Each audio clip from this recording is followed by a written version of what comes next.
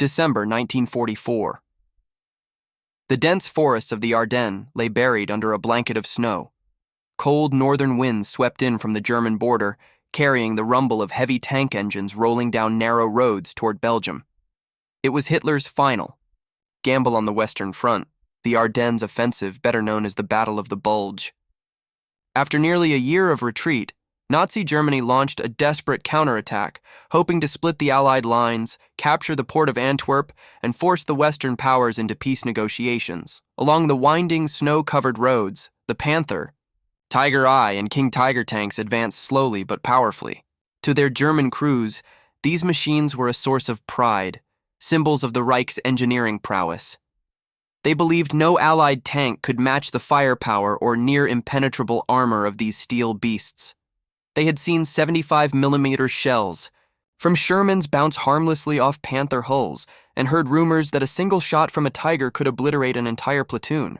At that moment, the Germans still believed that the strength of steel and gunfire would decide the war. But in war, it is not always steel that decides. Sometimes it is speed and how it is used. While Panthers rumbled forward, on the other side of the front, the Americans were struggling through the bitter winter. Infantry units were exhausted, and Sherman tanks crawled through snow and mud.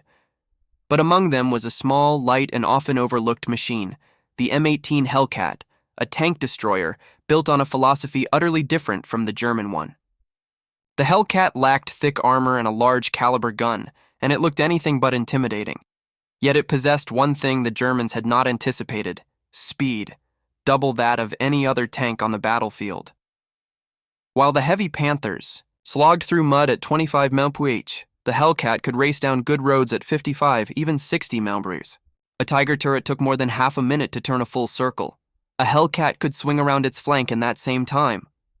At first, German troops only heard rumors of it, stories from radio chatter or reconnaissance reports. There are American tanks that appear out of nowhere, fire, and vanish.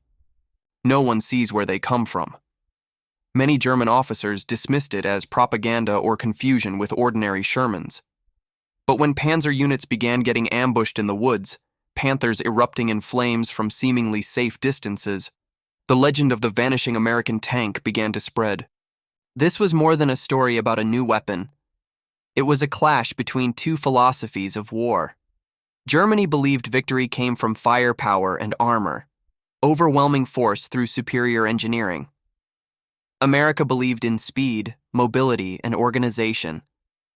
It was the contrast between a nation drained by heavy industry and one surging with industrial abundance. In 1943, while Germany was perfecting the 70-ton Tiger II, the U.S. unveiled the Hellcat, half the weight, powered by a 400 HP Wright R975 aircraft engine. During trials, it exceeded 55 mph, 88 km/h, making it the fastest armored vehicle of the entire war. Its armor was so thin that even machine gun fire could pierce it in places, but its design philosophy was clear. If you don't get hit, you don't need armor. At Camp Hood, Texas, Hellcat crews learned one rule: shoot and move. Never stay in one place more than 30 seconds after firing. They weren't traditional tank crews, they were hunters, and every battle was a hunt. Their mission wasn't to hold ground, but to destroy enemy tanks through maneuver, using terrain and speed as weapons. When the Battle of the Bulge erupted, Hellcat units like the 705th Tank Destroyer Battalion were deployed near Bastogne, the small town destined for history.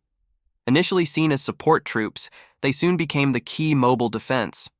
In poor visibility, Hellcats used their speed to change positions constantly, striking from unexpected angles and vanishing before counterfire could arrive. A German officer later recalled, "We couldn't understand how American guns were firing from places where no one had been minutes before. To them, it felt like fighting ghosts." In reality, Hellcats were darting through forest roads in seconds, swinging behind panzer formations and firing from close range. Of course, the Hellcat was far from invincible. A single 88mm hit from a Tiger could annihilate it instantly. Survival depended on quick thinking, precise movement, and tight radio coordination. Crews had to know the terrain, plan escape routes before firing, and trust each other completely. One mistake and the entire four-man crew could vanish in flames. Yet that fragility shaped their spirit. Many veterans later said that driving a Hellcat felt like riding a bullet, terrifying, exhilarating, and empowering, because speed itself was their weapon. The Hellcat's appearance during the Battle of the Bulge changed how Germans viewed American armor. The Sherman, once mocked as the farmer's tank, cheap, weak, and slow, was now joined by a machine tailored for a specific tactical purpose. The Hellcat wasn't meant to replace tanks. It was built to hunt them. In the forests around Bastogne, Hellcat crews coordinated with infantry and artillery to set deadly ambushes. They would let Panthers approach close, wait for the enemy turret, to turn, then strike the exposed flank, a fatal weak point even sloped armor couldn't protect. After firing, they would immediately reverse or reposition, escaping counterfire. With a 0-30 mph acceleration in seconds, they often vanished before the enemy could react. A 705th Battalion soldier wrote in his diary, "We weren't stronger than them, just faster. Stop, and we die. Move, and we live." That sentence captured the essence of the Hellcat Panzer duel: strength versus speed.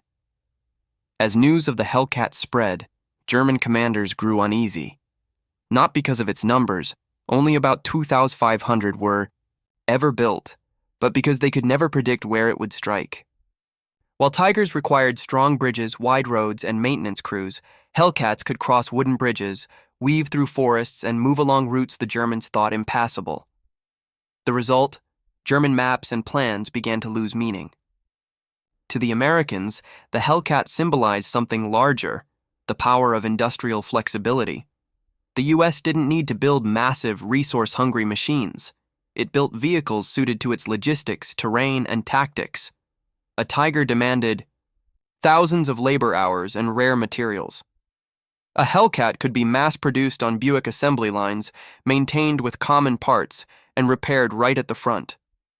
Thus, late 1944 Europe became a collision between two worlds: Germany, precise, rigid, but exhausted; America, industrial, adaptive, and fast. Every clash between Panther and Hellcat was a duel not just of steel, but of mindsets. By January 1945, as the Bulge collapsed, Hitler's last offensive had failed. The road to Berlin lay open. Amid the burned-out wrecks scattered across the Ardennes, one truth stood out: the survivors weren't the biggest or the toughest, but the smallest, fastest, and smartest. For the German crews, their encounters with the Hellcat were a tactical shock. In the brief 3 minutes between sighting and destruction, they realized the age of the heavy behemoth was ending. A new era had begun, one where speed and agility ruled the battlefield, and the M18 Hellcat, slender, roaring, and unstoppable as the wind, was its symbol. After the heavy American defeats in North Africa in late 1942, especially in encounters with German Panzer IV and Tiger tanks, the U.S. Army came to a sobering realization: it could not beat Germany by competing in a war of armor and guns. It needed a different approach, not to be stronger, but smarter. The man who laid the foundation for this new thinking was Lieutenant General Leslie J. McNair, Chief of the Army Ground Forces.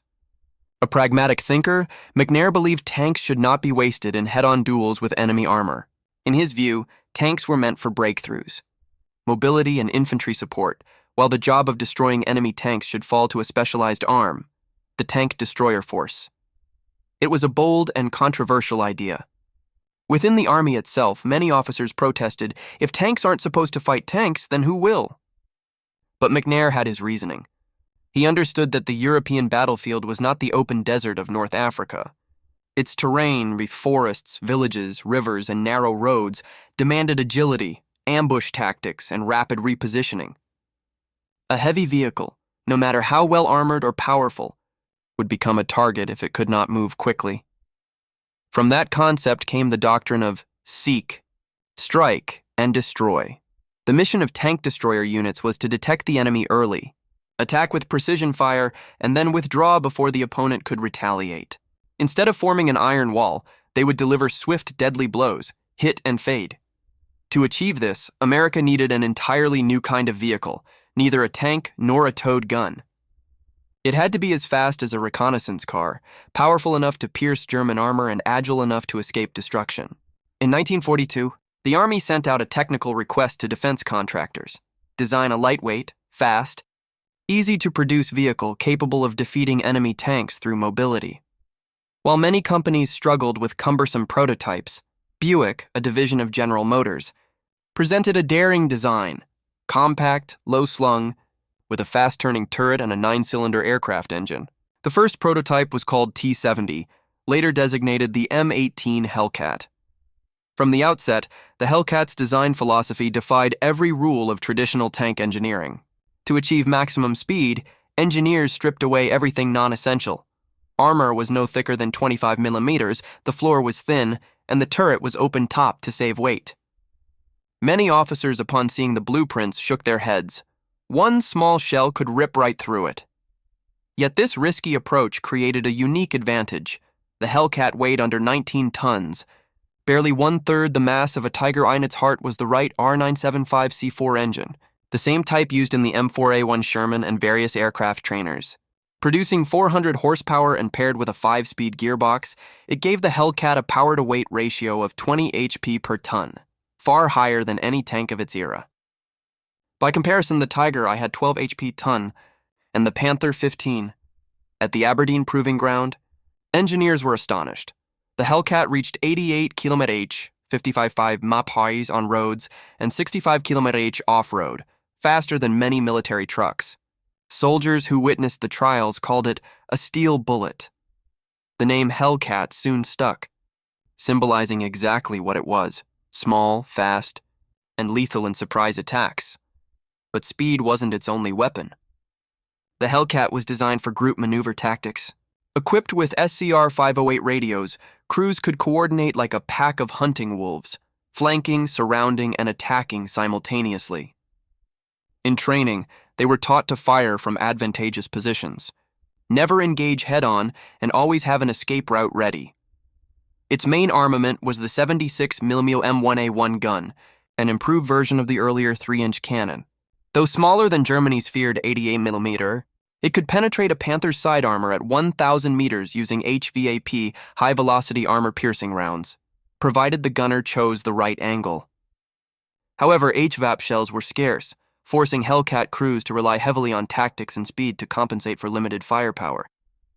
Another controversial feature was the open-topped turret. It made crews vulnerable to shrapnel, grenades, and overhead fire, but it reduced weight, improved visibility, and allowed faster turret rotation, a crucial edge in ambushes. Crews often covered the turret with tarps or nets against rain and fragments, accepting the risk in exchange for agility. In contrast to German tanks, the Hellcat represented a completely opposite philosophy. The Panther and Tiger embodied absolute strength, thick sloped armor and powerful guns, but were enormous, unreliable, and difficult to repair. A broken track or gearbox often meant abandonment. Recovering a stuck Tiger was nearly impossible. Meanwhile, the Hellcat could be serviced near the front, its engine replaced in hours, and even towed by standard trucks if needed. American engineers understood that war was not just a contest of machines, but of logistics and production. They built the Hellcat so every component could be mass-produced and easily replaced. While Germany spent months crafting a single Tiger, the U.S. could roll out hundreds of Hellcats each month from civilian assembly lines in Michigan. In just 15 months, from mid-1943 to late 1944, 2,507 M18 Hellcats were delivered to the Army. Combat would soon prove the philosophy right. In Italy, France, and later in the Ardennes, the Hellcat demonstrated a quality German tanks lacked: tactical flexibility. It didn't need to win every duel. It only needed to appear at the right place, strike accurately, and withdraw before retaliation. In several battles, Hellcats shifted positions so rapidly that German forces believed they were facing multiple battalions. The mindset of Hellcat crews also differed from that of conventional tankers. They knew they drove a machine with almost no armor. They survived not through steel, but through judgment and speed. In the diary of Lieutenant Edwin Leiper of the 704th Tank Destroyer Battalion, he wrote, "When you drive a Hellcat, you can't think like a tanker. You can't trade blows. You have to think like a hunter. Move, observe, Wait for the right moment. The creed "speed is armor" became the mantra of the entire tank destroyer force. It shaped everything: their formations, their terrain choices, their coordination with scouts. In training at Camp Hood, officers used stopwatches. From the moment a gun fired, the vehicle had 30 seconds to move. They called it 30 seconds to live. This doctrine confounded the Germans, who were accustomed to static gunnery duels, tanks advancing in line and firing from distance. The Hellcat refused to play by those rules. It would emerge from the tree line, strike from the flank, and vanish before the German turret could turn halfway. The Hellcat's design philosophy, light, fast, and simple, later became the foundation of many post-war combat vehicles. Even as tank technology advanced, the lessons of the Hellcat endured. A machine need not be perfect in armor or firepower. If it fits the tactics and environment, it can be a decisive weapon. The Hellcat was more than a feat of engineering. It was the embodiment of industrial warfare thinking. Victory achieved not through individual masterpieces, but through systems of production, training, and organization. While Germany obsessed over building the perfect tank, rare and complex, America chose to build a tank that was good enough and could be made by the thousands. That was the true difference in design philosophy, between an industry trying to prove superiority and one that understood war was a contest of speed, quantity, and adaptability. When the first M18s roared into battle, they carried more than 76mm guns. They carried the spirit of America itself, bold, mobile, and unafraid to break the rules. In the summer of 1944, the first M18 Hellcats rolled off Buick's assembly lines, carrying the high expectations of the U.S. Tank Destroyer Command. From the proving grounds of Michigan, they crossed the Atlantic, arrived at the port of Naples, and moved toward the Italian front, where the Allies were struggling to fight their way up steep mountain ranges and through Germany's heavily fortified defenses. It was there that the Hellcat faced combat for the first time, and the theories written on paper were tested in the brutal reality of war. Italy's terrain was a nightmare for any armored vehicle. Narrow, winding, muddy roads made it nearly impossible for heavy tanks like the Sherman or Churchill to move, while the German Tiger and Panther were often immobilized. The M18 Hellcat, however, lightweight at just over 18 tons and equipped with a powerful engine, could slip through mountain paths and even climb slopes that German tanks could not. American crews quickly realized that their greatest strength was not armor or firepower, but the ability to choose the battlefield and change positions before the enemy could react. On the Italian front, Hellcats typically operated in small groups of 3 or 4, working closely with infantry and reconnaissance units. When German tanks were spotted moving through passes or open ground, the crews would set up ambushes from a distance and wait for the right moment. A burst of 76mm fire would open the engagement. Then, within seconds, the entire unit would shift positions, disappearing before enemy counterfire could land. This method became known as shoot and scoot, fire, then move, and soon became the hallmark of every Hellcat battalion. At first, German commanders dismissed the M18 as a weak, lightly armored vehicle. Intelligence reports described it as thin-skinned, easily destroyed by any anti-tank weapon. But the battlefield told a different story. Hitting a small, fast, constantly moving target was far harder than anticipated. The Hellcat's top speed of 88 km/h, 55 mph, comparable to a civilian car of the era, allowed it to cross open fields and retreat out of range within seconds. One German officer recorded in his diary, "We never saw them coming. We only saw the explosions, and then they were gone, like ghosts." After proving its mobility in Italy, the Hellcat was redeployed to France, where armored warfare reached new levels of intensity. In September 1944, during the Battle of Arracourt, German armored forces launched a major counterattack to halt the American advance in the Lorraine region. The battlefield consisted of open fields blanketed by morning fog, a seeming advantage for the Germans, whose tanks carried heavier guns. Yet the Americans turned it to their favor. The 704th and 705th Tank Destroyer Battalions, equipped with M18 Hellcats, coordinated with Sherman tanks and infantry, positioning themselves on high ground and concealed by fog. When German Panthers and Panzer IVs advanced, the Hellcats held their fire until the enemy came within 600-800 meters. the ideal range for their 76mm guns. After firing the first volley, the crews immediately relocated, using their speed to avoid return fire. Throughout the engagement, the Hellcats constantly maneuvered, shifting positions dozens of times a day, leaving the Germans unable to determine their true strength. The results were astonishing. In just 1 week, American forces destroyed nearly 40 German tanks while losing only a handful of Hellcats. One U.S. officer later wrote, "We didn't have thick armor, but we had something better, the ability to be where the enemy least expected us." Battle of Arracourt became the perfect demonstration of the hit-and-run doctrine that the Tank Destroyer Command had envisioned. The Hellcat didn't need to face the Tiger or Panther head-on. It simply exploited their greatest weakness, slowness. While German guns turned sluggishly to track a target, the Hellcat was already repositioned, reloaded and ready to fire again.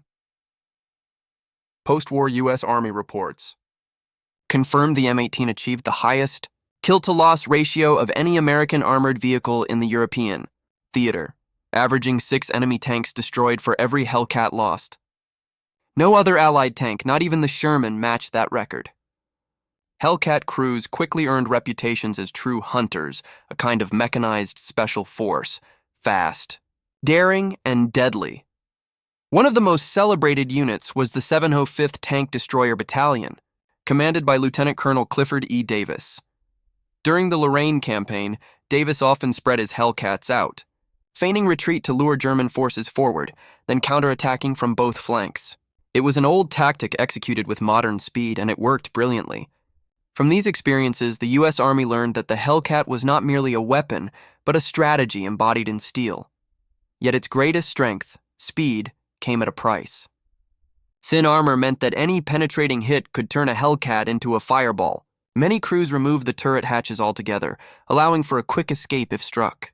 One Hellcat gunner later recalled, "We knew we were riding a powder keg. But when you're moving fast, you don't think about it, because if you stop, you die." By late 1944, the Hellcat had proven not just its tactical worth, but also the industrial philosophy behind American warfare, victory through organization, training, and mobility. While Germany needed weeks to reposition a Tiger unit, the U.S. could transport an entire Hellcat battalion hundreds of kilometers in a matter of days. Each vehicle was easy to maintain, with spare parts readily available from America's vast logistical network, a testament to industrial power the Reich could never match, reports. Sent back to Washington confirmed that the M18 was doing exactly what it had been designed to do: hunt and destroy enemy tanks through speed and surprise. It lacked the thick armor of the Tiger II or the massive gun of the Panther, yet it became the embodiment of America's doctrine, smarter and faster rather than heavier. From the hills of Italy to the fields of Lorraine, the Hellcat proved that sometimes mobility is the deadliest weapon on the battlefield. By the end of 1944, as the Germans prepared their final counteroffensive in the Ardennes, the Hellcat units were ready.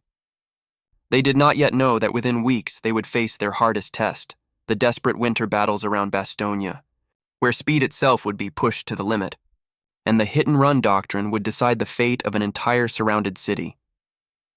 In December 1944, snow blanketed the forests of the Ardennes, and it seemed as though the war in Europe was drawing to an end. German forces were retreating on all fronts in the West, and many American soldiers believed they would be home for Christmas. But deep within the dark pine woods of Belgium, Hitler was preparing his final gamble, Operation Wacht am Rhein, better known to history as the Battle of the Bulge. Germany's objective was clear: to smash through the thin Allied front line, seize the port of Antwerp, split the British and American armies, and force the Western Allies into negotiating peace. It was a desperate, audacious plan. And to execute it, Hitler threw in the last remnants of his armored might, elite panzer divisions, and hundreds of Tiger II, Panther, Jagdpanther, and Panzer IV tanks.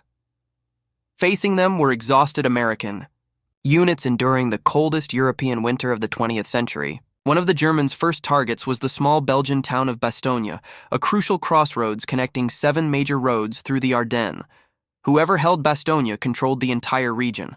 Within that frozen trap, a small American force, The 101st Airborne Division and the 705th Tank Destroyer Battalion would write one of the most heroic chapters of the war, with the M18 Hellcat at its center. On December 16, 1944, the German assault began with a massive artillery barrage. The American front was shattered, and German troops surged forward like a storm. Within days, towns were overrun, thousands of U.S. soldiers were captured or forced into chaotic retreats.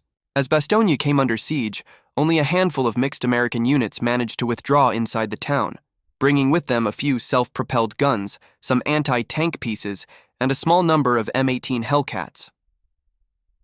The 705th Tank Destroyer Battalion, under Lieutenant Colonel Clifford E. Davis, reached Bastogne just before the encirclement closed. They moved at night, through fog and heavy snow, their R975 radial engines roaring in sub-zero cold. Some vehicles bogged down, others broke tracks, but 20 Hellcats made it in time. Once the Germans surrounded the city, the M18s were dispersed along the approaches to Bastogne, ready to fight. The battle unfolded under the harshest conditions imaginable. Temperatures dropped below 20 degrees C, engine oil froze, and crews had to light fires beneath their vehicles just to start them. Yet the brutal weather became their ally. Dense snow and fog grounded the Luftwaffe, while the heavy Tiger IIs struggled to maneuver through snow-clogged forests.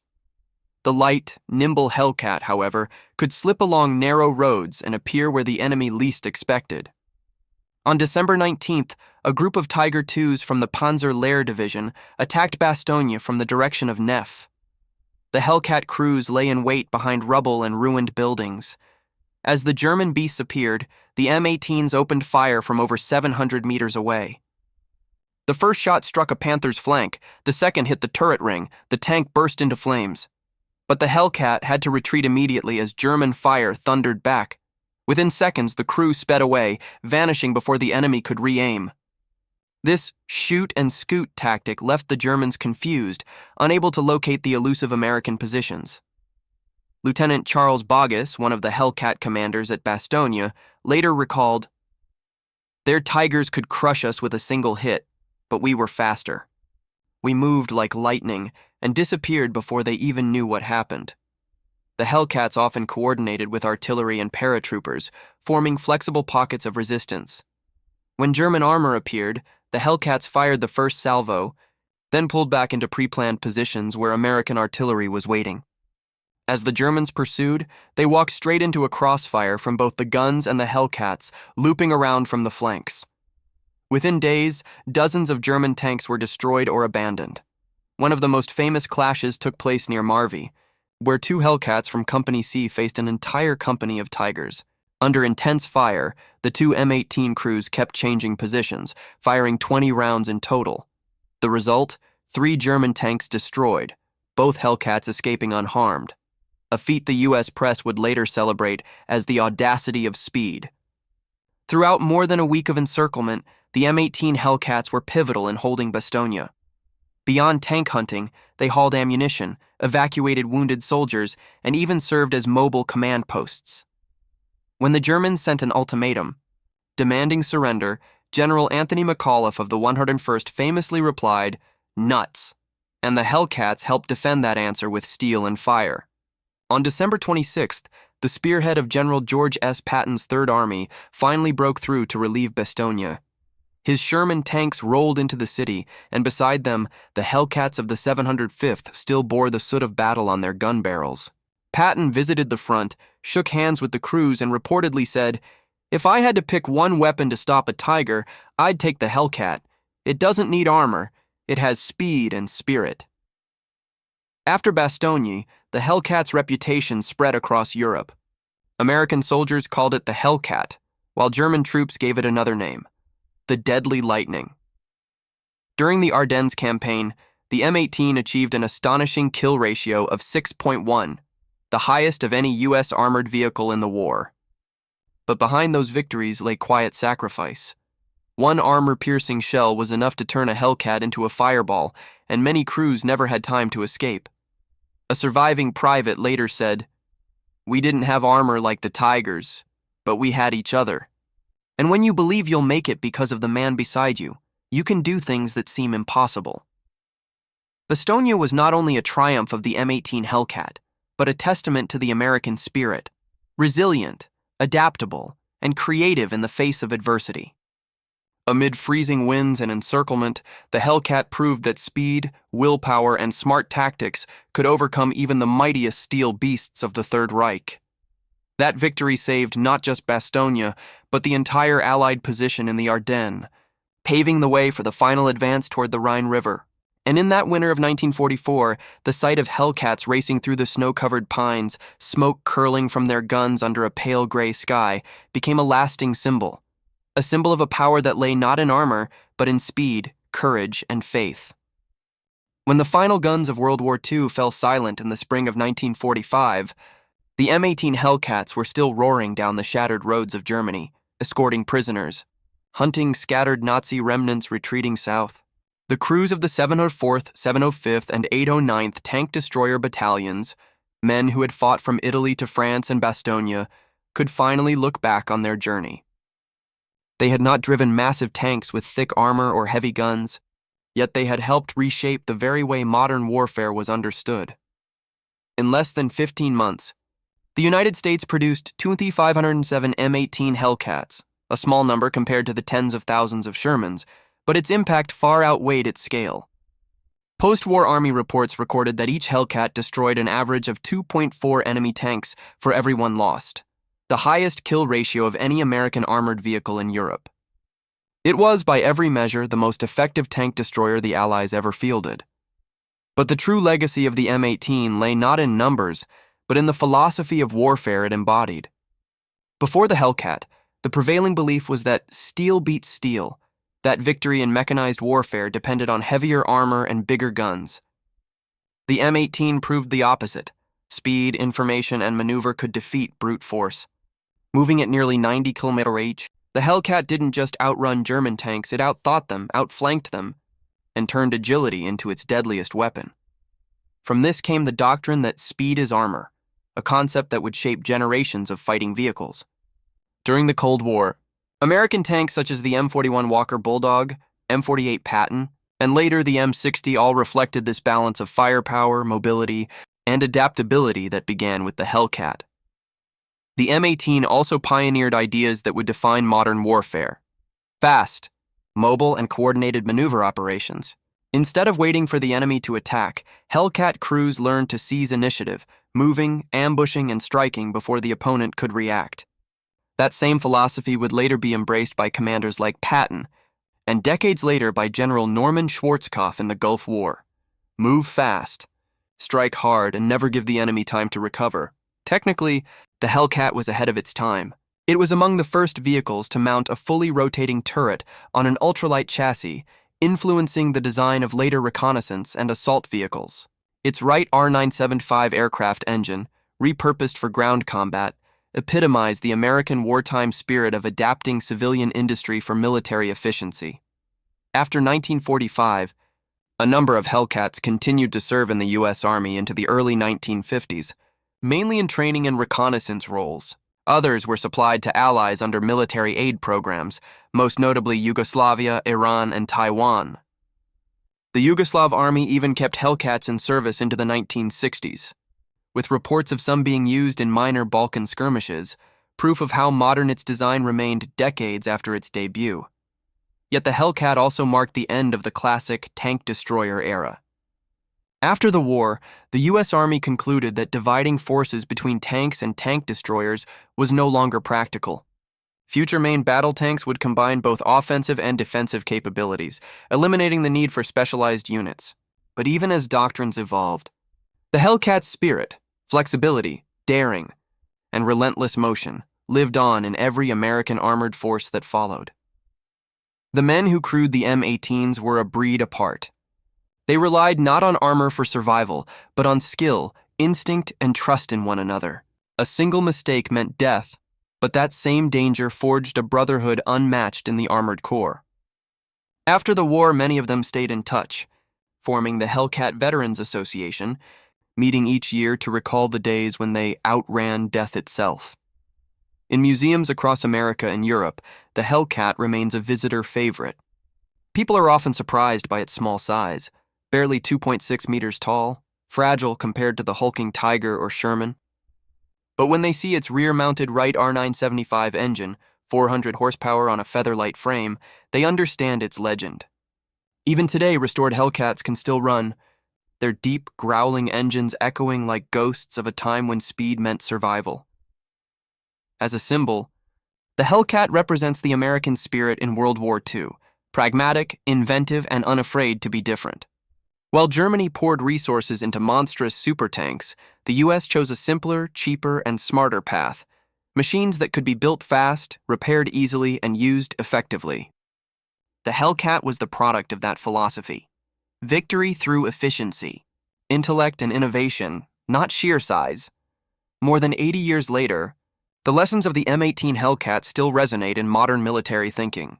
In an age of stealth armor, drones, and cyber warfare, its principles, speed, coordination, information, maneuver, remain at the heart of every strategy. Looking back, the Hellcat was never the most powerful machine, but it was a triumph of intelligence over brute strength. It proved that true power lies not in armor, but in movement, timing, and the courage to act when others hesitate. And somewhere, in the low, rumbling growl of a restored Wright R975 engine, you can still hear the spirit of those young crews, the men who believed in one simple, timeless truth. You don't need thick armor, just go faster than the bullet.